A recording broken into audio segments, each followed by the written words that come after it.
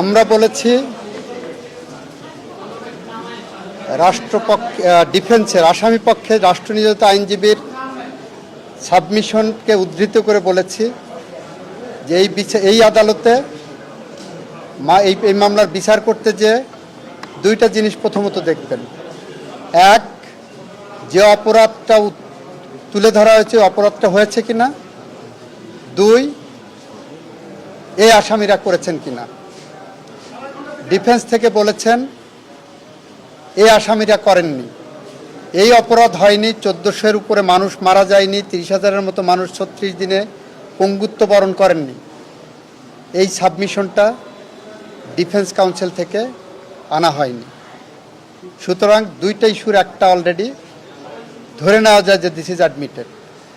Second, এই আসামিরা করেছেন কি করেননি সেটা প্রমাণ করতে যে চিফ প্রসিকিউটর সাহেব যে দালিলিক এবং মৌখিক সাক্ষ্য উপস্থাপন করেছেন তার সাথে একটা সার্কামস্ট্যান্সিয়াল সাক্ষীটা হলো যে যখন মানুষ খুন হয়েছে, রাষ্ট্রের পুলিশের গুলিতে মারা যাচ্ছেন, স্টেট অ্যাপারেটাসের ব্যবহার করে মারা হচ্ছে, তখন জনতা যখন জেগে উঠেছেন, তখন যারা পালিয়ে গেছেন,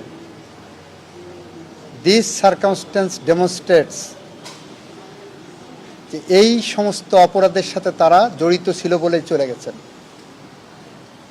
তারা যদি বলেন, ভবিষ্যতে বলতে পারেন এই মামলা সম্পর্কে আমরা জানতাম না, সেই জানতো না কথাটা বলার সুযোগ নাই, কারণ গোটা বিশ্ব জানে এই মামলা তাদের সম্পূর্ণ অবগত আছেন। এই মামলায় তারা বাধাগ্রস্ত করার জন্য বিভিন্ন রকম ব্যবস্থা নেওয়ার চেষ্টা করেছেন। তো সুতরাং সার্কামস্ট্যান্সিয়াল এভিডেন্স ডেমনস্ট্রেটস যে এই অপরাধের সাথে তাদের সম্পৃক্ততা আছে, এটা আমরা আদালতকে বলেছি। আমরা বলেছি আগামী প্রজন্মের স্বার্থে, বাংলাদেশের একটা ভবিষ্যৎ সুন্দর বাংলাদেশের স্বার্থে, সোনাঝরা দিনের স্বার্থে, সোনালী আগামীর জন্য তারা এসে বাংলাদেশে বিচারের মুখোমুখি হয়ে যদি ফাঁসির কাষ্ঠে দাঁড়িয়েও চোখে চোখ রেখে বলতেন বাংলাদেশের মানুষের জন্য আমাদের জীবন উৎসর্গ করে দিয়ে গেলাম, তাহলেও তাদের কিছুটা প্রায়শ্চিত্ত হতো। ওনারা সেটা বলেননি, বরং চিফ প্রসিকিউটর রাইটলি আদালতের সামনে আজকে বলেছেন ওনাদের মধ্যে ন্যূনতম কোনো অনুশোচনা নাই। এতগুলো জীবন ঝরে গেছে, এতগুলো মানুষ পঙ্গু হয়েছে, বাংলাদেশ তার গণতন্ত্র হারিয়েছে, বাংলাদেশের মানুষ মানবাধিকার হারিয়েছে, ভোটের অধিকার হারিয়েছে। এর জন্য এই আসামিদের ন্যূনতম কোনো অনুশোচনা নাই। এটাই সবচেয়ে দুঃখের ব্যাপার।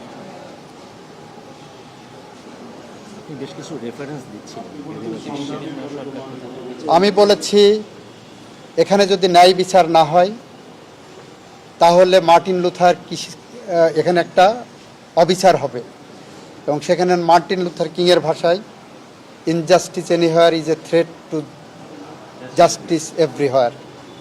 আমি এলিয়নর রুজভেল্টের রেফারেন্স টেনে বলেছি ন্যায় বিচার মানে উভয় পক্ষের জন্যই ন্যায় বিচার। বাইরে কেউ কেউ বলছেন আসামিরা ন্যায় বিচার পাবে কিনা, এই 1400 মানুষ হত্যাকাণ্ডের শিকার হয়েছে তারা ন্যায় বিচার পাবেন কিনা, 30,000 মানুষ পঙ্গুত্ব বরণ করেছেন তারা ন্যায় বিচার পাবেন কিনা, এটাও কিন্তু ন্যায় বিচারের মানদণ্ডে একটা প্রশ্নবোধক চিহ্ন। এটা বলেছি। আমি বলেছি এই মামলা আমি বলেছি যে এই মামলায় যে সাক্ষ্য উপস্থাপিত হয়েছে পৃথিবীর যে কোনো দেশের সাক্ষ্য আইনের মানদণ্ডে এই সাক্ষীকে ওভাররুল করার, ফেলে দেওয়ার সুযোগ খুব কম, এটা বলেছি।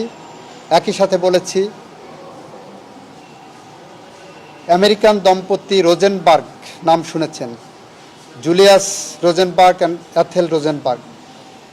ওদের 1951 সালে আমেরিকার আদালত যখন বিচার করতে গিয়েছিলেন, সেই বিচার প্রক্রিয়ার সামনে এসে দাঁড়ান গোটা বিশ্ব জনমত। নোবেল লরেটি থেকে শুরু করে ইভেন মামলার যিনি প্রধান সাক্ষী ছিলেন সে পর্যন্ত লিখলেন যে একে সাজা দিও না। কিন্তু প্রসিকিউশন থেকে বলা হয়েছিল, প্রমাণ করতে সক্ষম হয়েছিল এই দুইজনের গুপ্তচর বৃত্তির কারণে, দেশবিরোধী কর্মকাণ্ডের কারণে কোরিয়ান দ্বীপে লাখ লাখ নিরীহ মানুষ মারা গিয়েছিল। এই কারণে তৎকালীন আমেরিকান প্রেসিডেন্ট আইজেনহাওয়ার বলেছিলেন, আমি জানি এটা একটি ঘটনা, 2 জন মানুষের মৃত্যুদণ্ড, কিন্তু এই ছোট্ট ঘটনার প্রেক্ষিতে আগামী প্রজন্মের লাখ লাখ নিরীহ মানুষ তার জীবন দেওয়া থেকে বেঁচে যাবেন। আমি এটাও বলেছি, রোজেনবার্গ দম্পতি মৃত্যুর দুয়ারে দাঁড়িয়ে বলেছিলেন, ফাঁসির কাষ্ঠের সামনে দাঁড়িয়ে বলেছিলেন চোখে চোখ রেখে, তার লয়ারকে সর্বশেষ চিঠি দিয়ে যেটা বলেছিলেন ফাঁসির কাষ্ঠ থেকে, যে আগামী প্রজন্মের জন্য, আগামী পৃথিবীর জন্য আমাদের মৃত্যু হয়তো একটা উজ্জ্বল দৃষ্টান্ত হয়ে থাকবে। জি, আমরা বলেছি যে দালিলিক, মৌখিক, সার্কামস্টেন্সিয়াল সমস্ত ধরনের সাক্ষ্যের ভিত্তিতেই প্রসিকিউশন পক্ষ বিয়ন্ড অল রিজনেবল ডাউট প্রমাণ করেছেন যে এই অপরাধ সংগঠিত হয়েছে এবং এই অপরাধের সাথে সম্পৃক্ত এই আসামিরা। এবং আমরা বলেছি আইনে প্রেসক্রাইব সর্বোচ্চ যে শাস্তি আছে সেই শাস্তি আমরা চাই। এখানে 3 জন আসামি, কিন্তু আপনি আপনার বক্তব্যে 2 জনের শাস্তি করেছেন। একজন অ্যাপ্রুভার হয়েছেন, সেটা আদালতের উপর নির্ভর করবে। আমরা মনে করি যিনি অ্যাপ্রুভার হয়েছেন ফুল ডিসক্লোজ করেছেন তার ইনভলভমেন্ট, অপরাধের সম্পৃক্ততা।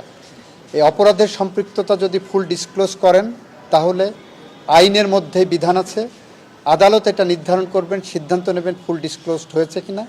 যদি ফুল ডিসক্লোজড হয়ে থাকেন তাহলে ওনাকে একভাবে ট্রিট করবেন, আদালত যদি মনে করেন ফুল ডিসক্লোজড হয়নি ওনাকে অন্যভাবে ট্রিট করবেন। আপনি বলেছেন যে রাষ্ট্রীয় পৃষ্ঠপোষকতায় এই ঘটনাগুলো ঘটেছে এবং যদি রাষ্ট্রীয় স্টেট অ্যাপারেটাস ব্যবহার করে।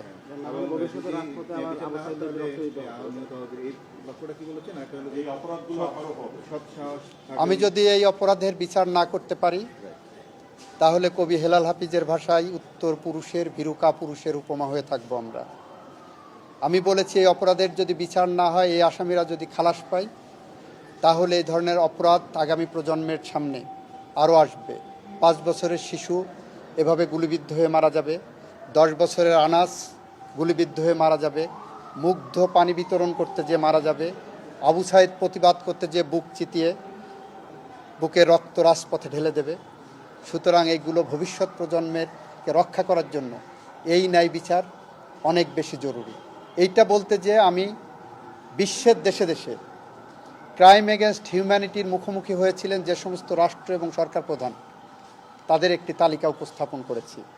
এবং বেশিরভাগ দেখবেন 40-এর দশকে ইউরোপ থেকে এশিয়া, চায়না থেকে জাপান, হাঙ্গেরি থেকে বুলগেরিয়া, রোমানিয়া, সমস্ত দেশে দেশে 40 এবং 50-এর দশকে মানবতা বিরোধী অপরাধের বিরুদ্ধে সে দেশের বিচার ব্যবস্থা জেগে উঠেছিল বলেই সে দেশে এখন মানবতা বিরোধী অপরাধ সংগঠিত হয় না।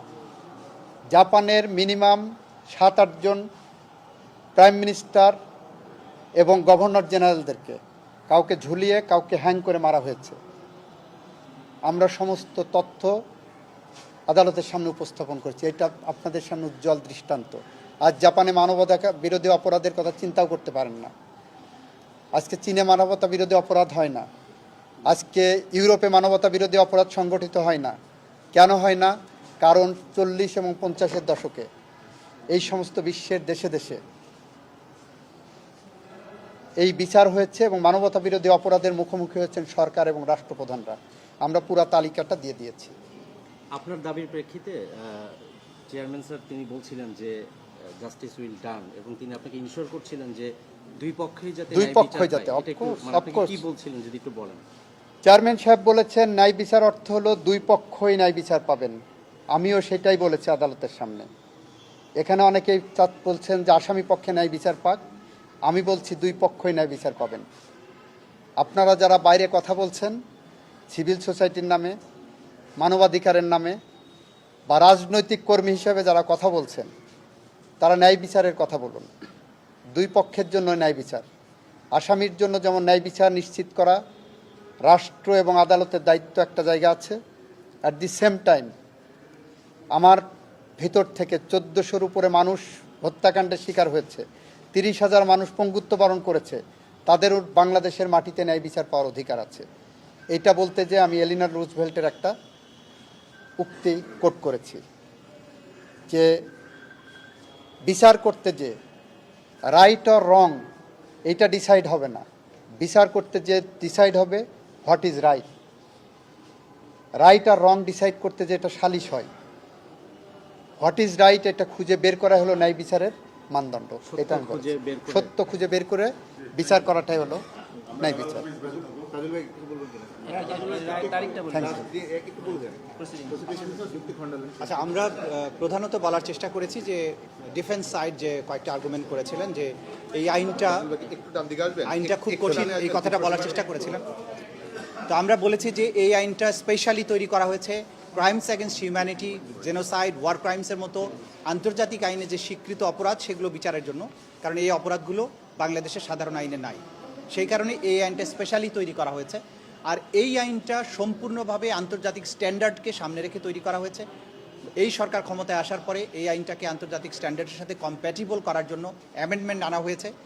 আইসিসি রোম স্ট্যাটিউট, অর্থাৎ যেটা জাতিসংঘের আন্ডারে পরিচালিত যে আন্তর্জাতিক অপরাধ আদালত, সেইখানে যে আইন, সেইটার যে এলিমেন্টস অফ ক্রাইমস, সেখানে রুলস অফ প্রসিডিওরের যে বিধানগুলো আছে সেগুলো আমরা আমাদের আইনে ইনকর্পোরেট করে এই আইনটাকে আন্তর্জাতিক আইনের সাথে সমান করা হয়েছে, সেই মানের তৈরি করা হয়েছে। সুতরাং এই আইন নিয়ে তাদের যে যুক্তি সেটা গ্রহণযোগ্য নয়।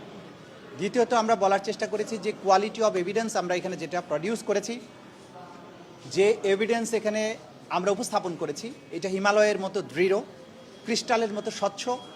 এই এভিডেন্স নিয়ে যেমন লার্নেড অ্যাটর্নি জেনারেল বলেছেন যে দুনিয়ার যে কোনো আদালতে যদি আপনি এই এভিডেন্সগুলো তুলে ধরেন তাহলে এই অপরাধীদের অপরাধ সুস্পষ্টভাবে প্রমাণিত হবে।